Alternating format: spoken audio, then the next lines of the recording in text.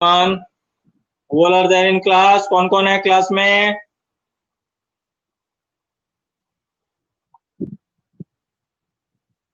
प्रियांशु, सभी, विशाखा, तनीषा, सानिया, इशिका, आदिति, मनीष, भाविक, सब आ गए? ओके।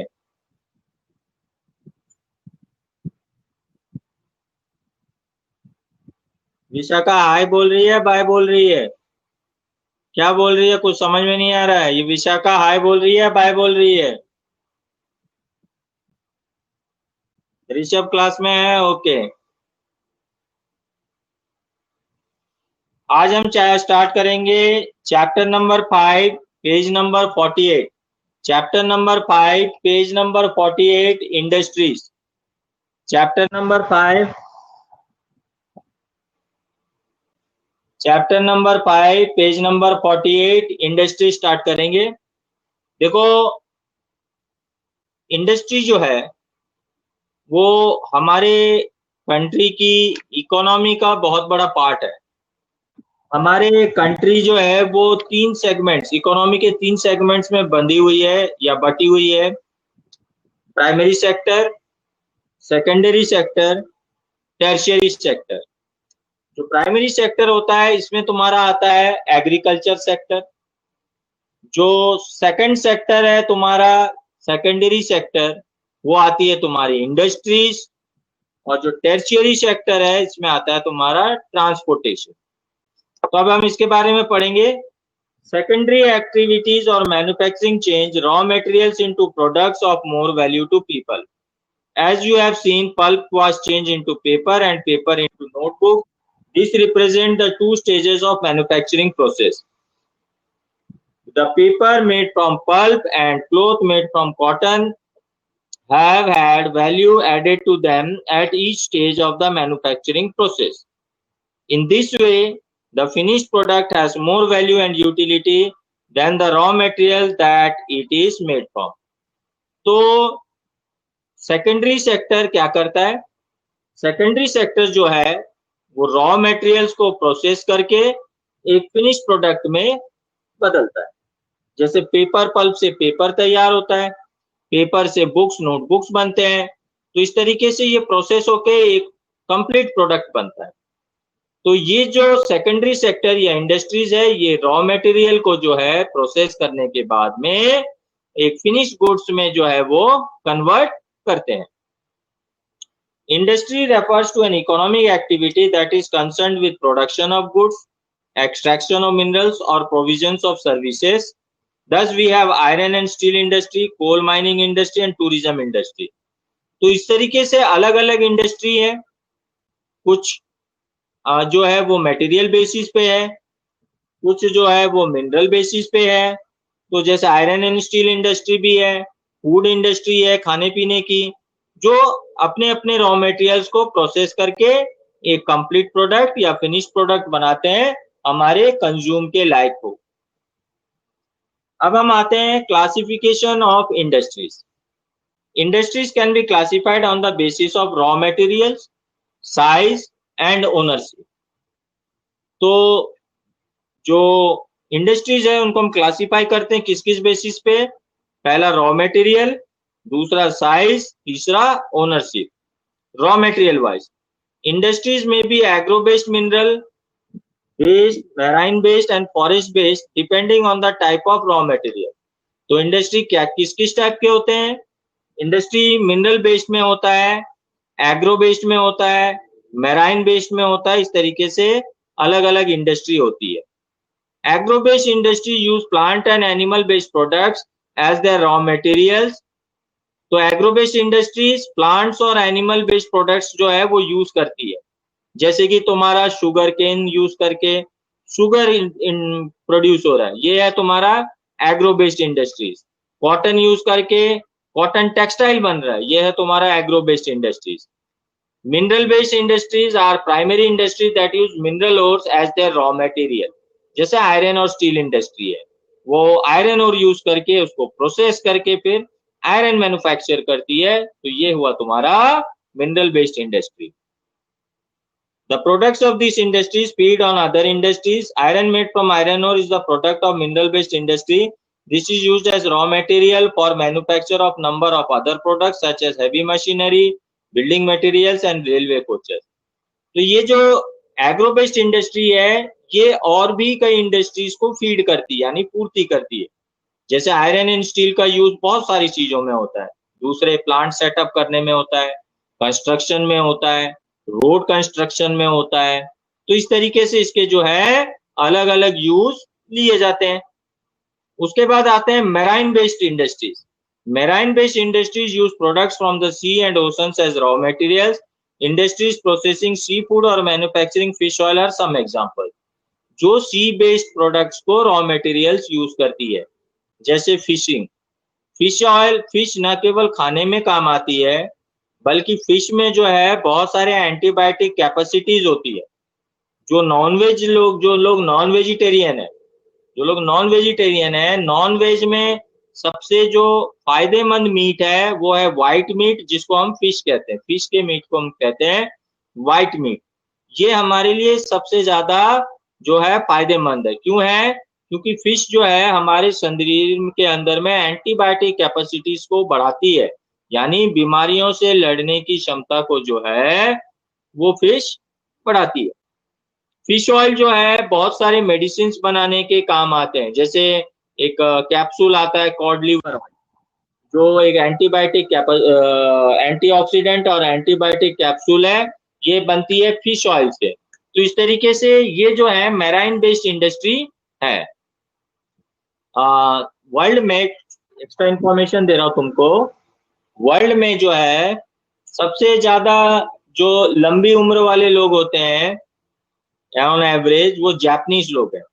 यानी ऑन एवरेज में सबसे ज्यादा जो आयु होती है वो जापानी लोगों की होती है।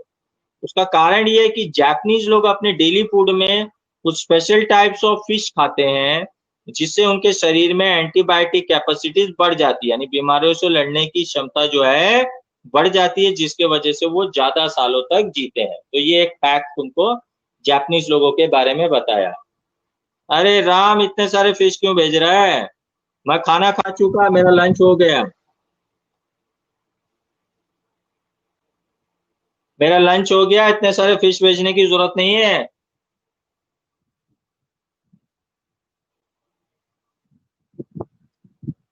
उसके बाद हम आते हैं forest based industries. Forest based industries जो फॉरेस्ट प्रोड्यूस को यूज करता है रॉ मटेरियल के, जैसे बहुत सारे, जैसे पेपर इंडस्ट्री है, वो वुड से पेपर पल्प बनाती है, यह फॉरेस्ट बेस्ड इंडस्ट्री है। उसके बाद में तुम्हारा जैसे कि बहुत सारे पेड़ पौधे जो है वो मेडिसिन बनाने के काम आते हैं, तो वो फार्मास्यूटिकल इंडस्ट्रीज यानी दवाइयों की इंडस्ट्री में काम आते हैं। तो इस तरीके से इनको हम कहते हैं फॉरेस्ट बेस्ड इंडस्ट्रीज। आदिति, इतना लेट कहाँ थी तू? अब आते हैं साइज के हिसाब से। It refers to the amount of capital investment. Capital investment मतलब किसमें कितने पैसे की लागत लगती है, नंबर ऑफ पीपल एम्प्लॉयड, कितने लोग काम कर रहे हैं, एंड वॉल्यूम ऑफ प्रोडक्शन यानी कितनी प्रोडक्शन हो रही है, बेस्ड ऑन साइज। इंडस्ट्रीज जो है बेस्ड साइज के हिसाब से स्मॉल स्केल होती है और लार्ज स्केल इंडस्ट्रीज होती है। साइज के हिसाब से इंडस्ट्री स्मॉल स्केल और लार्ज स्केल होती है।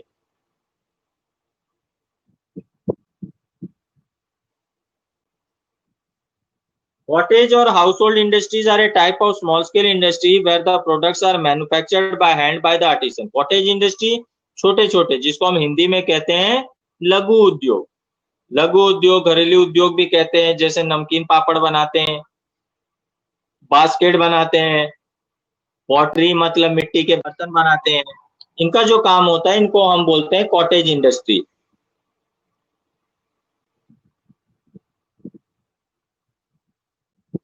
स्मॉल स्केल इंडस्ट्री, इनमें जो है small scale industries use lesser amount of capital and technology. जो स्मॉल स्केल इंडस्ट्री होती है उसमें ज्यादा कैपिटल इन्वेस्टमेंट नहीं होता, ज्यादा पैसे नहीं लगते हैं और ज्यादा टेक्नोलॉजी का भी इन्वॉल्वमेंट नहीं होता। इसमें जो होता है ज्यादातर लेबर इन्वॉल्व होता है, यानी ज्यादातर मेहनत वाले काम होते हैं। Investment of capital is higher and technology used in superior. Large में जो है उसमें इन्वेस्टमेंट ज्यादा होता है, टेक्नोलॉजी बहुत ज्यादा इन्वॉल्व होता है, जैसे silk weaving and processing industry है, small scale production, iron and steel industry है, ये हैवी इंडस्ट्री है, इसमें बहुत सारा कैपिटल, बहुत सारी टेक्नोलॉजी, बहुत सारी मशीनरी जो है वो जरूरत पड़ती है। अब हम आ जाते हैं ओनरशिप के बेस में। ओनरशिप के बेस में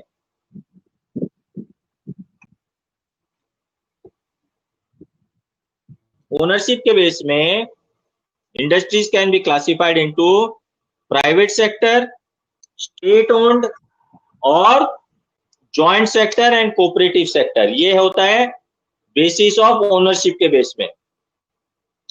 private sector industries are owned and operated by individuals और ग्रुप ऑफ इंडिविजुअल। तो ये प्राइवेट सेक्टर जो है वो ग्रुप ऑफ इंडिविजुअल, जैसे रिलायंस प्राइवेट सेक्टर भी है और रिलायंस जॉइंट सेक्टर भी है। तुम्हारा प्राइवेट सेक्टर में और भी आ जाती है, जैसे पार्ले है, डाबर है, पतंजलि है। Public sector industries are owned by operated by government, और जो पब्लिक सेक्टर इंडस्ट्री होती है वो गवर्नमेंट की होती है, जैसे steel authority of India limited, SAIL. और भी जॉइंट सेक्टर जो ओन्ड होता है उसमें दोनों होता है, उसमें स्टेट और इंडिविजुअल यानी गवर्नमेंट और इंडिविजुअल दोनों की ओनरशिप होती है। जैसे मारुति, मारुति जो है वो जॉइंट है, वो उसमें इंडिविजुअल प्लस स्टेट दोनों का इन्वॉल्वमेंट होता है। कोऑपरेटिव इंडस्ट्री जो है वो कुछ एक लोगों के द्वारा चलाई जाती है, जिसको हम लघु उद्योग के अंडर में लाते हैं। जैसे तुम्हारा कोऑपरेटिव्स में आनंद मिल्क है, यानी तुम्हारा अमूल इंडिया लिमिटेड, तो आनंद मिल्क यूनियन लिमिटेड, सुधा डेयरी है, सरस डेयरी है, ये जो है कोऑपरेटिव सेक्टर है।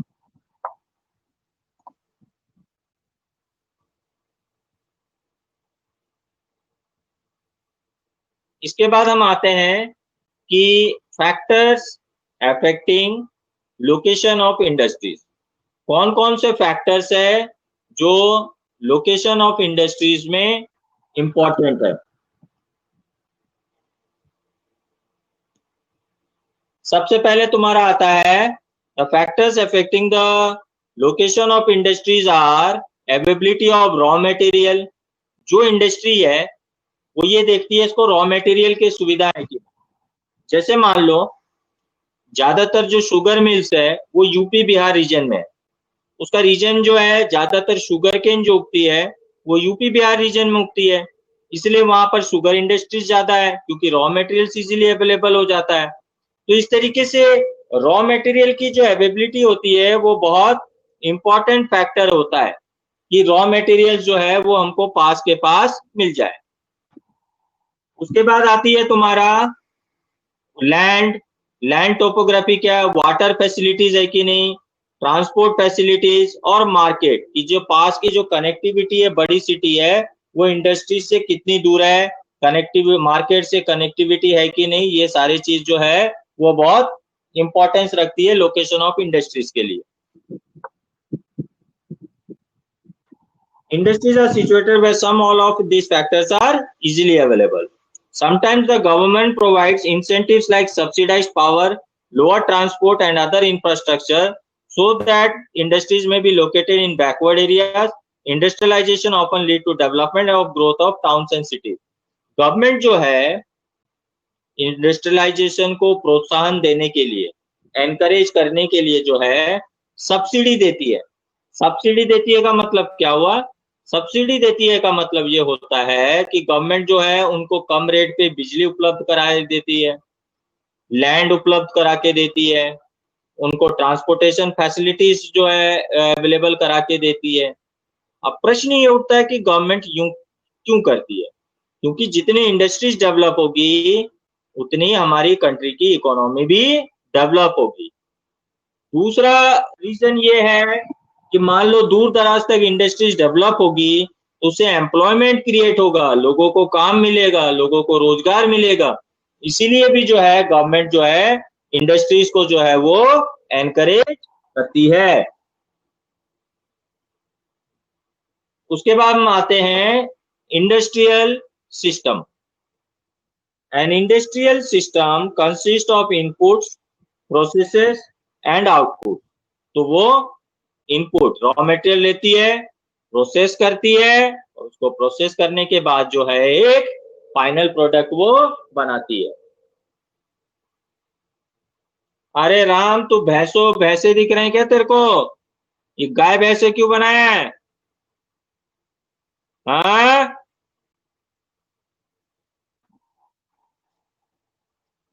और ये विशाखा क्यों रो रही है? विशाखा, तेरे को रोना आ रहा है क्या? विशाखा क्यों रो रही है? आज विशाखा को खाना नहीं मिला लगता है।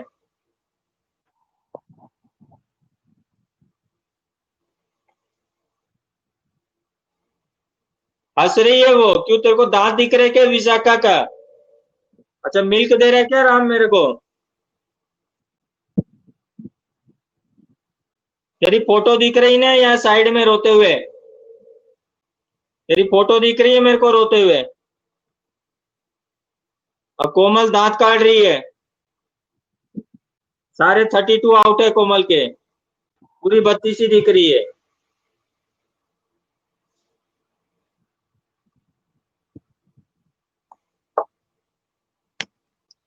अब हम करते हैं इंडस्ट्रियल सिस्टम। तो industrial system consist of inputs, processes and outputs.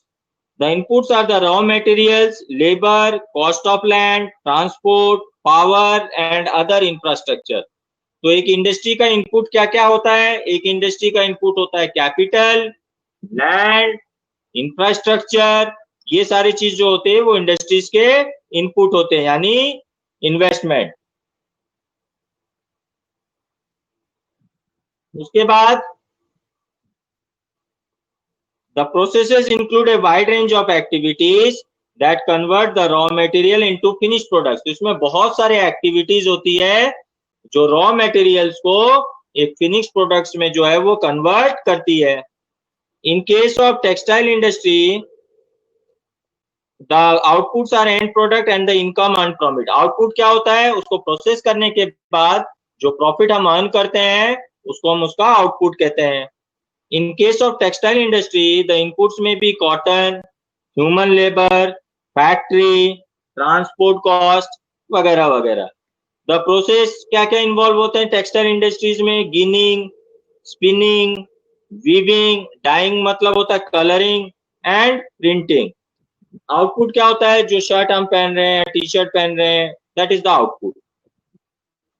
उसके बाद हम आते हैं इंडस्ट्रियल रीजन्स। इंडस्ट्रियल रीजन्स क्या होते हैं? Industrial regions emerge when a number of industries locate close to each other and share the benefits of their closeness। Industrial region कब develop होते हैं? जब बहुत सारे इंडस्ट्रीज एक जगह सेटअप होते हैं और वो बेनिफिट्स का पार्ट बनते हैं।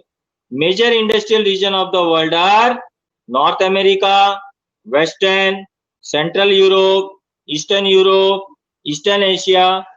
Major industrial regions tend to be located in the temperate areas near seaports and especially near the coal field। सीपोर्ट्स और कोल फील्ड्स के पास में तो पावर सप्लाई रॉ मटेरियल्स के लिए सेटअप होते हैं, और सी कोस्ट के पास इसीलिए ताकि जो इंपोर्ट एक्सपोर्ट है वो बहुत इजीली हो सके। उसके बाद हम आते हैं इंडिया है सेवरल इंडस्ट्रियल रीजन। इंडिया में भी काफी सारे इंडस्ट्रियल रीजन है, जैसे कि मुंबई पुणे बेल्ट है, क्लस्टर। बैंगलोर तमिलनाडु रीजन है, हुगली रीजन है बंगाल में, अहमदाबाद से बड़ौदा का जो रीजन है, छोटा नागपुर इंडस्ट्रियल बेल्ट, विशाखापट्टनम से गुंटूर रीजन है, गुड़गांव दिल्ली मेरठ रीजन, और कोल्लम तिरुवनंतपुरम इंडस्ट्रियल रीजन, ये केरल में।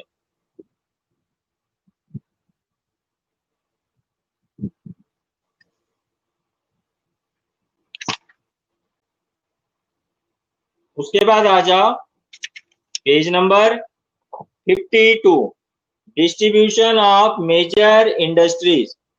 ये बॉक्स के अंदर में एक डिजास्टर दिया हुआ है, इसको पढ़ लेना।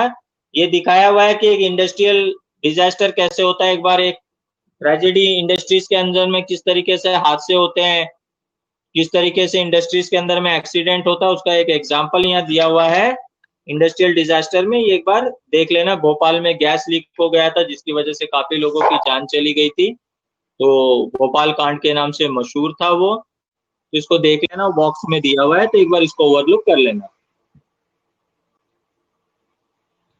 उसके बाद हम आते हैं distribution of major industries. The world's major industries are iron and steel industry, the textile industry, the information technology industry. ये जो है सबसे बड़े बड़े इंडस्ट्री हैं दुनिया के, iron and steel, textile industry और information technology industry are the older industries.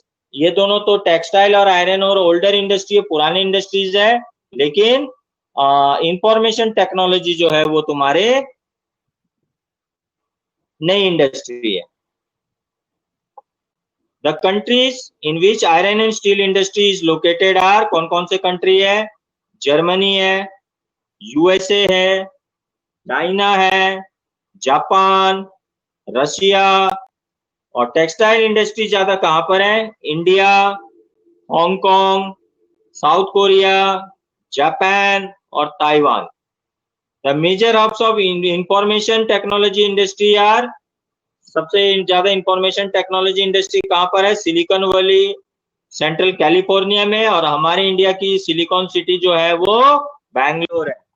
तो Bangalore is the IT capital of India, यानी information technology capital of India.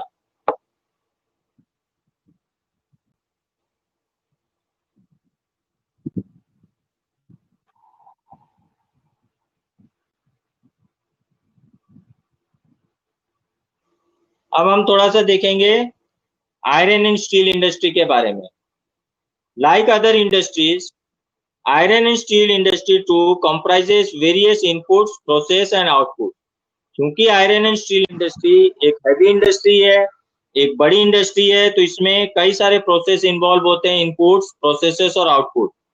ये फीडर इंडस्ट्री है जिसके प्रोडक्ट रॉ मटेरियल की तरह यूज होते हैं। मैंने पहले ही बताया ना, आयरन से यूटेंसिल्स बनते हैं, आयरन हाउस कंस्ट्रक्शन में काम आता है, इंडस्ट्री सेटअप में काम आता है, रोड कंस्ट्रक्शन में काम आता है। तो ये जो है एक रॉ मटेरियल की तरह काफी सारे इंडस्ट्रीज में काम आता है। The inputs for the industry include raw material. क्या रॉ मटेरियल चाहिए होता है? आयरन और कोल, लाइमस्टोन, इसके अलावा लेबर, कैपिटल, साइट, जगह और इंफ्रास्ट्रक्चर। ये सारी चीजों की जो है वो जरूरत पड़ती है आयरन एंड स्टील इंडस्ट्री में। The process of converting iron और into steel involves many steps. फिर जो स्टील बनती है, ये स्टील भी काहे से बनती है? आयरन ओर से बनती है।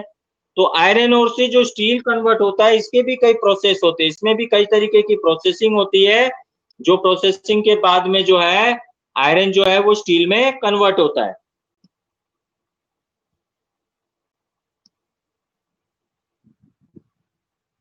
तनिषा को नेहा की टेंशन है।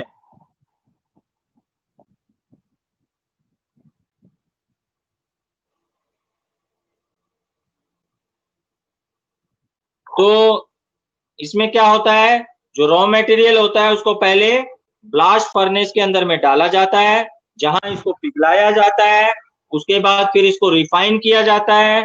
फिर जो आउटपुट यानी जो फाइनल प्रोडक्ट निकलता है वो स्टील निकलता है, जिसको हम बहुत सारी चीजों में यूज करते हैं। Steel is tough and can easily B shape. Steel जो होता है वो टफ होता है और उसको कोई भी शेप में हम इजीली ला सकते हैं। आयरन के कंपेयर में स्टील को जो है हम किसी भी शेप में ला सकते हैं और कट कर सकते हैं, वायर में ड्रॉ कर सकते हैं। Steel special alloys of steel can be made by adding small amount of other metals such as aluminum, nickel and copper. Alloy gives steel unusual hardness, toughness और ability। इसमें हम थोड़ा बहुत अदर मटेरियल अगर मिलाते हैं, मेटल्स जैसे aluminium, निकल या कॉपर, तो इसके अंदर की जो टफनेस है, जो हार्डनेस है, वो और बढ़ जाती है। Steel is often called the backbone of modern industry. तो स्टील को जो है मॉडर्न इंडस्ट्री का बैकबोन कहा जाता है। Almost everything we use is either made of iron और स्टील। तो ऐसे कहते हैं there is little bit of iron and steel in everything. हम आज जो भी यूज कर रहे हैं सब में आयरन एंड स्टील है। यहाँ तक भी पेन यूज कर रहे हैं उसका नीडल जो है वो स्टील का बना हुआ है। घर में बर्तन यूज कर रहे हैं, हर चीज में थोड़ा बहुत जो स्टील है और आयरन का जो है वो यूज होता है। ऐसी कोई जगह नहीं। हॉस्पिटल में भी यूज होता है, रेस्टोरेंट में भी यूज होता है, फैक्ट्रियों में भी यूज होता है, गाड़ियों में यूज होता है। तो ऐसा हर फील्ड में जो है वहां थोड़ा बहुत आयरन स्टील तो सभी में यूज होता है, इसलिए इसको एक बैकबोन इंडस्ट्री कहा जाता है। Almost everything we use is either made of iron or steel or has been made with tools and machineries of this metal. Ships, trains, trucks, autos are made largely of steel. Even the safety pins and needles you use made from the steel. तुम्हारे घर में जो सुई use करते हो वो भी steel का बना होता है। तो इस तरीके से आयरन एंड स्टील का जो है सब में यूज होता है। Oil wells are drilled with steel machinery, steel pipelines, transport oil. Minerals are mined with steel equipment. Farm machines are mostly steel. तो इस तरीके से हर जगह जो है स्टील का इन्वॉल्वमेंट हो रहा है। Large buildings have steel framework. बड़ी बड़ी बिल्डिंग्स में स्टील का फ्रेमवर्क भी यूज होता है और आजकल सीढ़ियों की रेलिंग्स वगैरह भी हम स्टील का ही तो लगाते हैं। बिफोर 18 नल वगैरह आजकल सब स्टील का लगता है, प्लास्टिक का लगता था पहले। आजकल प्लास्टिक का टाइम खत्म हो गया, आजकल नलके वगैरह सब जो है स्टील का लगने लग गया। फैशनेबल भी है और स्ट्रॉन्ग भी लगता है। Before 1800 AD, iron and steel industry was located where raw materials, power supply and running water were easily available. Later, the ideal location for the industry was near coal fields and close to canals and railways.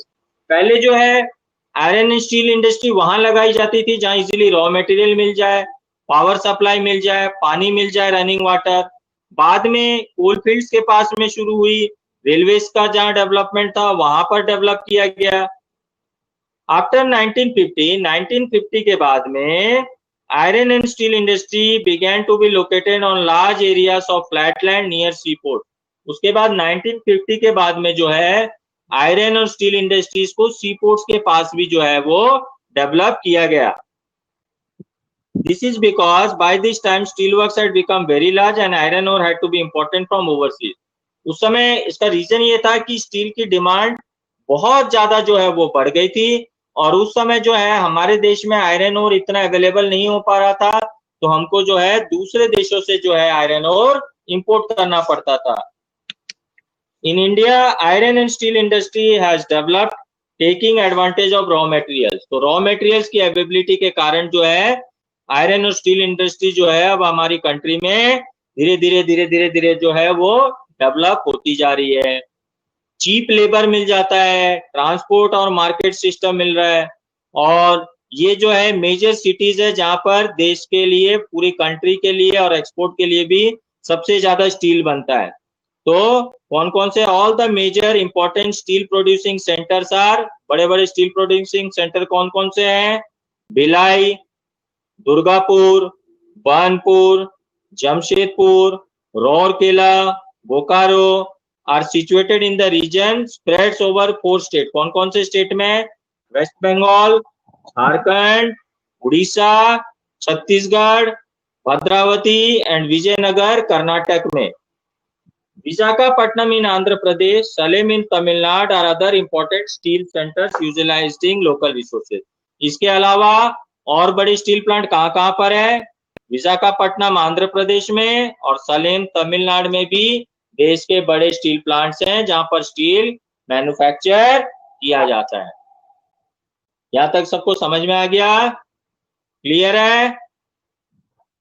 सबको समझ में आ गया?